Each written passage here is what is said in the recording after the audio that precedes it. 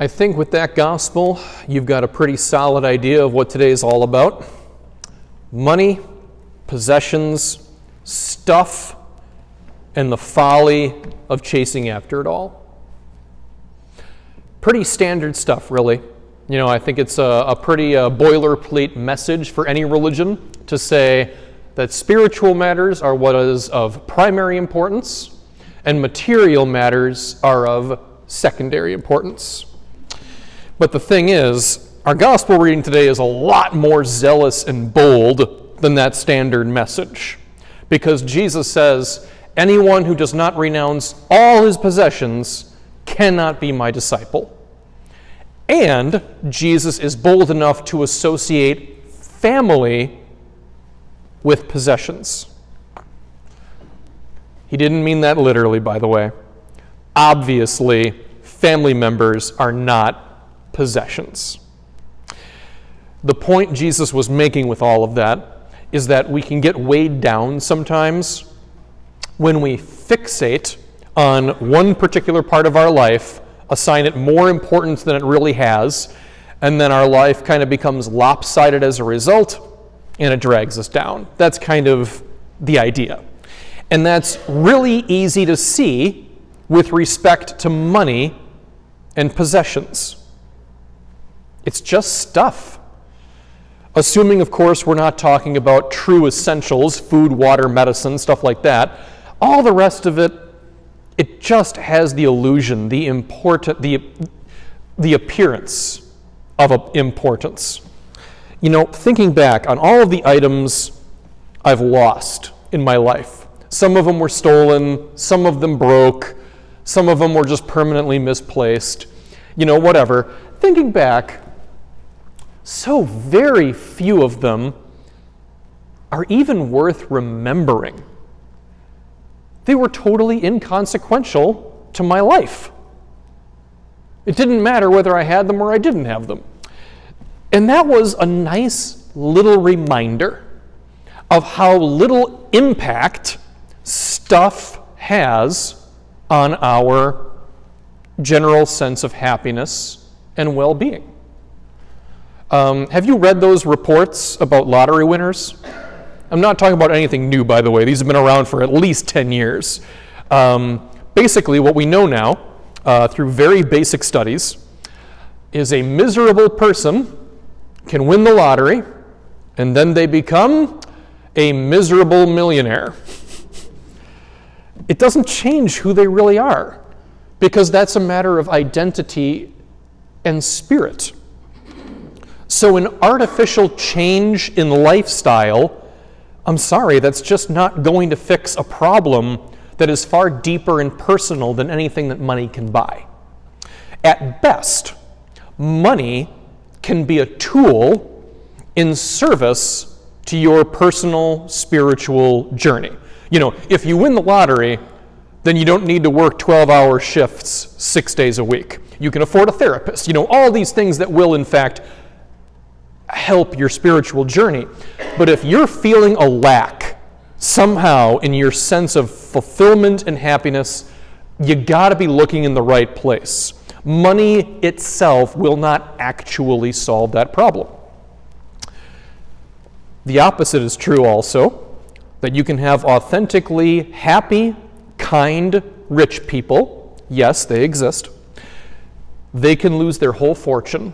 They can massively scale down their lifestyle, and they can remain who they really are, genuine, happy, kind people. I'm sure that takes an adjustment period, though, that can't be easy, but it is very doable. For those of us in the Peace Corps, we were perfectly happy in our simple little cement or sometimes mud houses. None of us had electricity, air conditioning, or running water. And this is not a joke. I miss it. I really miss that. I miss sitting in my barren little courtyard with the goats looking at me, because I look different than everybody else around there, sitting on the same piece of cheap lawn furniture where I read dozens of books with a bottle of warm water purified with bleach. That was my idea of a pleasant afternoon. And I miss writing in my journal at night by literal candlelight on my table of plywood. I mean, I'm telling you, if you saw this thing, you would think it's too cheap to belong in your grandpa's storage shed. That's how cheap this thing was. That was my primary piece of furniture. So one thing that Peace Corps definitely taught me is that life is wonderful with or without items of luxury. Life is not wonderful because of items of luxury. That is not what life is about. And the people who fail to understand how great life can be, well, they're the people that have become slaves of their possessions. They never have enough, and so they're never satisfied, and they never seem to notice all of the other blessings all around them in life. And that's a real pity. And that brings us to the part about family. You can't be a disciple unless you hate your mom and your dad. I know that was shocking to hear. It always is the first time you hear it. Don't worry. Jesus was speaking like that for a reason. He was trying to rile people up and get their attention. He didn't mean it literally. He didn't use the word hate the way we use the word hate today. What Jesus is getting at, family can't be the be-all, end-all of your life and your decision-making process. We know nepotism is bad, right? That's where you appoint your own family members in positions of power simply because they're related to you. Like, we all know that's not fair. Like, if anything, that is a sign of corruption. So sometimes doing what is right and holy means breaking from family expectations somehow. Family is amazing. We should always strive to do right by our families. But we can fixate on family the way we fixate on objects. We give it more importance than it deserves. Our life becomes lopsided, and we get dragged down. Think of the people who have a vocation to the priesthood, the life of a nun, or military service, and they have parents that are not wild about that religious or military vocation. What are you supposed to do in that situation? Well, that might be a time to take a step back a little bit from the advice that you might expect from your family.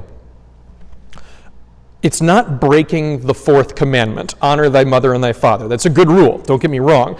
I'm not saying break the fourth commandment. It's just family can't be the absolute deciding factor in your decision-making process. So really, what I think the heart of this gospel message is that when Christ is really calling you to take up your cross and follow him as his disciple, he's very likely calling you to something that's not going to make a lot of sense to other people. That is a very common part of the story. When I seriously started thinking about the priesthood, my parents just didn't believe me. They thought it was a phase. When my mom felt called to adopt a child 14 years after her last biological child, there was some concern, about the wisdom of that decision. But you can't let that stuff distract you. That's what it's all about. When Christ calls us to service, we need to approach him without distraction. Distractions from things, the possessions we might have to give up because we don't need them, but also the distractions of other people who may not understand the significance of your call to true service and the carrying of your cross.